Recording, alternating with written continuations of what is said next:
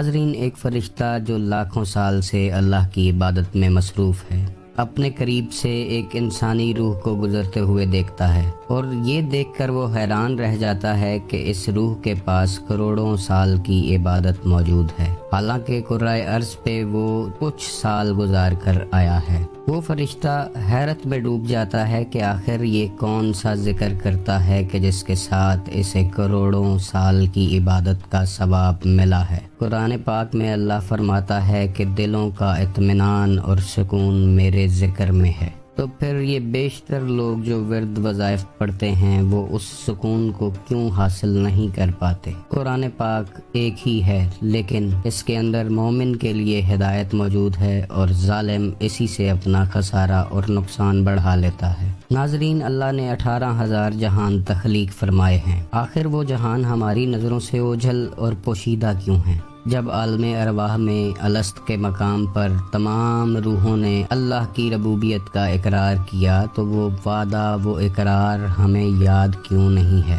حضرت علی علیہ السلام فرماتے ہیں کہ انسان سمجھتا ہے کہ اس کا جسم چھوٹا سا ہے، لیکن وہ یہ نہیں جانتا کہ اس چھوٹے سے جسم میں کتنا بڑا جہان آباد ہے۔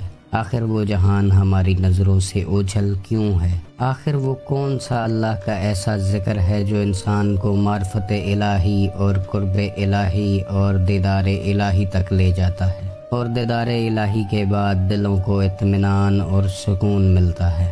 ان سب کی صرف ایک ہی وجہ ہے کہ ہم اپنے جسم کی خوراک کا بندوبست کرنے میں لگے رہتے ہیں، مگر روح کی غذا کے بارے میں سوچنے کی کوشش نہیں کرتے۔ آخر کار خوراک نہ ملنے کی وجہ سے روح بیمار ہوتی چلی جاتی ہے اور ایک دن نفس کے تابع ہو جاتی ہے، اور نفس وہ ہے کہ جو انسان اور اللہ کے درمیان ایک بہت بڑا حجاب ہے۔ جو لوگ اس حجاب کو ہٹانے میں کامیاب ہو جاتے ہیں انہیں ہی مقصد حیات ملتا ہے۔ آخر کوئی تو ایسا ذکر ہے کہ جس کے ذریعے روح زندہ ہوتی ہے اور خالق حقیقی سے جا ملتی ہے۔ اس ویڈیو میں آج بہت سے رازوں سے پردہ اٹھائیں گے۔ ویڈیو کو لائک کیجئے گا، شیئر کیجئے گا اور چینل کو سبسکرائب کیجئے گا تاکہ ہمارا اور آپ کا رابطہ بنا رہے۔ ناظرین، ہم بچپن سے سنتے آ رہے ہیں کہ اللہ کا ذکر روح کی غذا ہے۔ جیسے اس دنیاوی جسم کی غذا ہوتی ہے، ویسے ہی روحانی جسم کی بھی ایک خاص غذا ہوتی ہے۔ ناظرین، اللہ نے 18,000 جہان تخلیق فرمائے اور ان میں مختلف مخلوقات تخلیق فرمائیں اور ان تمام مخلوقات کی غذا کا بندوبست کیا۔ جیسے جنات اس دنیا میں ہمارے ساتھ تو رہتے ہیں، لیکن بہت سے لوگ یہ نہیں جانتے کہ جنات آخر کیا کھاتے ہیں، ان کی غذا کیا ہے اور یہ اپنی نسل کو آگے کیسے چلاتے ہیں۔ ہر مخلوق کی ایک خاص مرغوب غذا ہوتی ہے جس کے اندر اس کی حیات کا سامان رکھا جاتا ہے۔ جیسے ریشم کا کیڑا شہتوت کھاتا ہے تو ریشم پیدا کرتا ہے، شہد کی مکھی پھولوں کا رس چوستی ہے تو شہد پیدا کرتی ہے اور تندرست رہتی ہے۔ گھاس کھانے والے جانور گوشت نہیں کھاتے اور گوشت کھانے والے گھاس نہیں کھاتے۔ جس مخلوق کی جو غذا ہے اگر وہ اس سے نہ ملے تو وہ آہستہ آہستہ کمزور ہوتی جاتی ہے اور ایک دن مر جاتی ہے۔ ناظرین، انسان دو چیزوں کا مرکب ہے، ایک ظاہری جسم جو ہمیں نظر آتا ہے اور ایک وہ جسم ہے جو نظر نہیں آتا جسے ہم روح کہتے ہیں۔ جسم صرف دو چیزیں جانتا ہے کہ اپنی غذا کا بندوبست کرنا، اپنے آپ کو تندرست رکھنا اور اپنی نسل کو آگے بڑھاتے رہنا، جبکہ روح جہاں سے آئی ہے ہمیشہ وہاں جانا چاہتی ہے۔ روح اللہ کا امر ہے اور یہ اللہ کی طرف ہی راغب ہوتی ہے۔ روح ہمیشہ سے خالق حقیقی کی معرفت کے لیے تڑپتی رہتی ہے، اور معرفت الہی، قرب الہی اور دیدار الہی روح کی منزلیں ہیں۔ ہماری بدقسمتی یہ ہے کہ ہمیں جسمانی خوراک کے بارے میں تو بتایا جاتا ہے، لیکن روحانی خوراک کے بارے میں زیادہ انفارمیشن نہیں دی جاتی۔ تو آج آپ جان لیں گے کہ روح کی غذا کیا ہے اور روح کو زندہ اور تابندہ رکھنے کے لیے آخر کرنا کیا ہے۔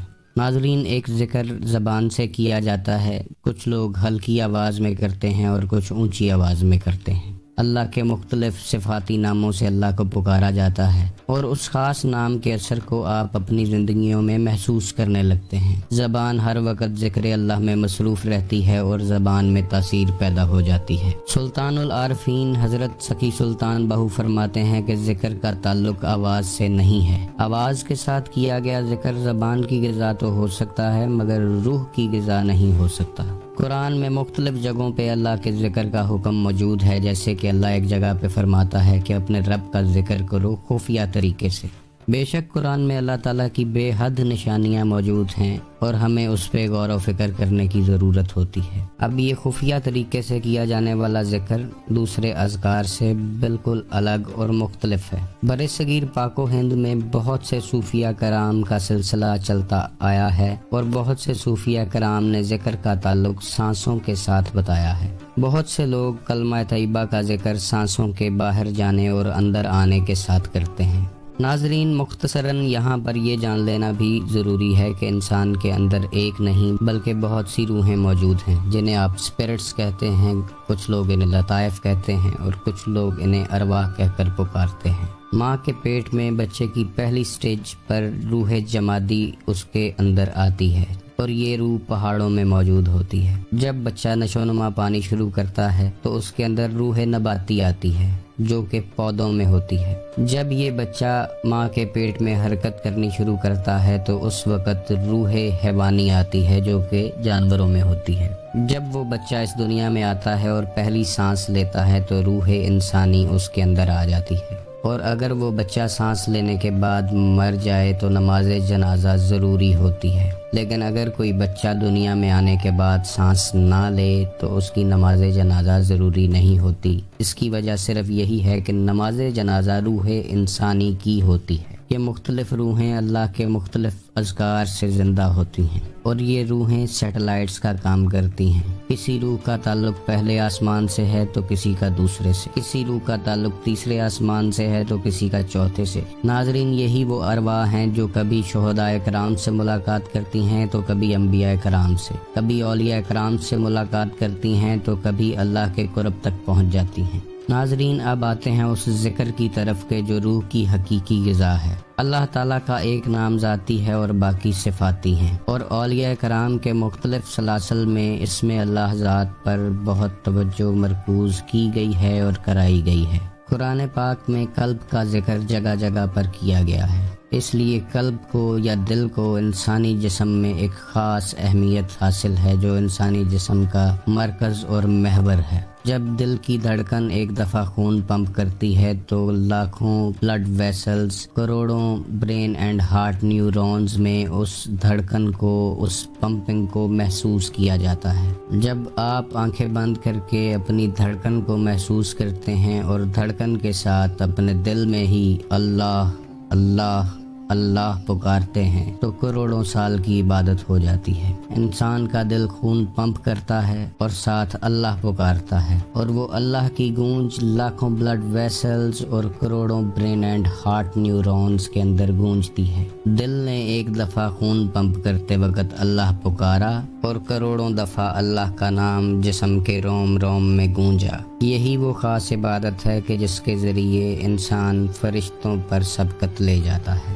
کیونکہ فرشتے کے پاس نورانی جسم تو موجود ہے مگر اس میں دل نہیں ہے۔ جب کچھ عرصہ انسان دل سے اللہ کا نام پکارتا رہتا ہے تو آہستہ آہستہ اس کی روح پھڑپھڑانے لگتی ہے، خوابوں کا ایک لامتناہی سلسلہ شروع ہوتا ہے اور انسان اپنے آپ کو پہچاننا شروع کرتا ہے، اور جب یہ روح مکمل طور پر حیات پاتی ہے تو معرفت الہی اور قرب الہی کی منزلوں سے گزرتی ہوئی دیدار الہی تک پہنچ جاتی ہے۔ اس کے بعد انسان عشق الہی میں مبتلا ہو جاتا ہے اور اللہ کا قرب حاصل کر لیتا ہے، اور انسان کو وہ مقام حاصل ہوتا ہے کہ جس کے بارے میں اللہ نے حدیث قدسی میں فرمایا کہ جب کوئی شخص میرا قرب حاصل کرتا ہے یہاں تک کہ میں اس سے محبت کرنے لگتا ہوں، جب میں اس سے محبت کرنے لگتا ہوں تو میں اس کے کان بن جاتا ہوں جن سے وہ سنتا ہے، اس کی آنکھیں بن جاتا ہوں جن سے وہ دیکھتا ہے، اس کے ہاتھ بن جاتا ہوں جن سے وہ پکڑتا ہے، اور اس کے پاؤں بن جاتا ہوں جن سے وہ چلتا ہے۔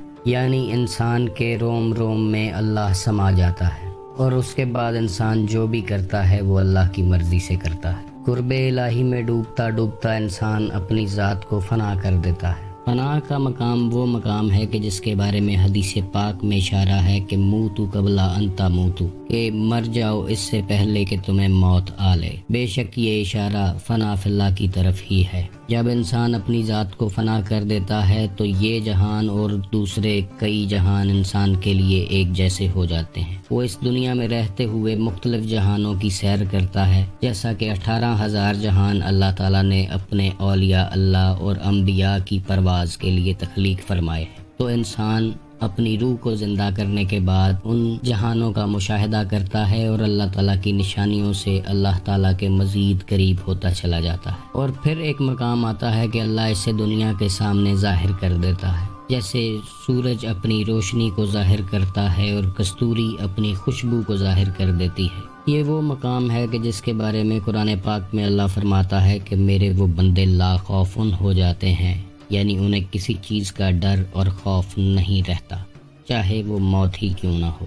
دھڑکنوں سے کیا گیا یہ ذکر انسان کی روح کو نفس کی قید سے آزاد کرواتا ہے اور اس کی روح کو دوام بخشتا ہے۔ ایسا شخص انسانیت کے لیے منبع فیوز و برکات بن جاتا ہے اور لوگوں کی حاجت روائی کرتا ہے۔ دکھی انسانیت کے لیے ہمیشہ پیش رہتا ہے، مظلوم سے محبت کرتا ہے اور ظالم کو اپنی ٹھوکر پہ رکھتا ہے، بیماروں کی بیماریاں چھین لیتا ہے، بدبختوں کی بدبختیاں چھین لیتا ہے، دکھیوں کے دکھ چھین لیتا ہے، محبت سے نفرت کو ختم کر دیتا ہے۔ اللہ فرماتا ہے کہ اور ہم تمہیں دکھائیں گے اپنی نشانیاں کھلے آسمان تلے اور تمہارے اپنے ہی اندر، کہ تم کہہ اٹھو گے کہ یہی حق ہے۔ تو اللہ کی پہچان اللہ کی نشانیوں سے کی جا سکتی ہے، اور اللہ کی نشانیاں ذکر اسم اللہ ذات سے ظاہر ہوتی ہیں۔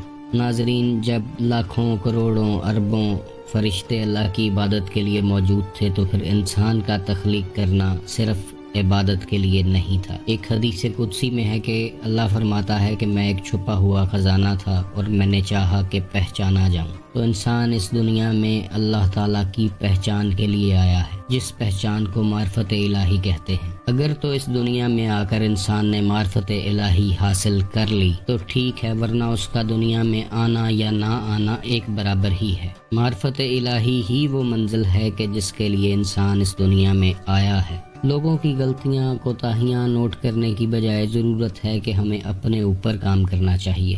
اپنے اندر کا سفر ہی ہے جو کرنا ہے۔ من میں اپنے ڈوب کے پا جا سراغے زندگی، تو اگر میرا نہیں بنتا نہ بن، اپنا تو بن۔ تو ناظرین، اپنے اندر کا سفر بہت ضروری ہے، اور اس سفر میں اسم اللہ ذات بہت بڑی رہنمائی ہے۔ اس بتائے گئے طریقے سے اگر آپ ذکر اسم اللہ ذات کو جاری رکھتے ہیں تو اس کی بے پناہ روحانی طاقت کا مشاہدہ آپ بہت جلد کریں گے۔ آپ دیکھیں گے کہ کیسے ذکر اسم اللہ ذات جو دل سے کیا جا رہا ہے اور دھڑکنوں سے کیا جا رہا ہے، آپ کی زندگی میں رنگ اور روشنیاں لے کے آئے گا، اور آپ کی روح روشنیوں میں نہانا شروع کرے گی۔ آپ کی آنکھوں کے سامنے ایسے ایسے جہان کھلیں گے جو آج سے پہلے آپ نے نہیں دیکھے ہوں گے۔ ایسے ایسے نفوس سے ملاقات ہوگی کہ جن کے بارے میں عام آدمی سوچ بھی نہیں سکتا۔ اللہ آپ کو اور مجھے معرفت الہی کا چھوٹا سا قطرہ بھی نصیب فرما دے تو اس دنیا میں آنے کا مقصد پورا ہو جائے گا۔ اس دعا کے ساتھ ویڈیو کو ختم کرتے ہیں کہ آپ خوش رہیں، آباد رہیں، اللہ آپ کے گھروں کو سلامت رکھے۔ اللہ حافظ۔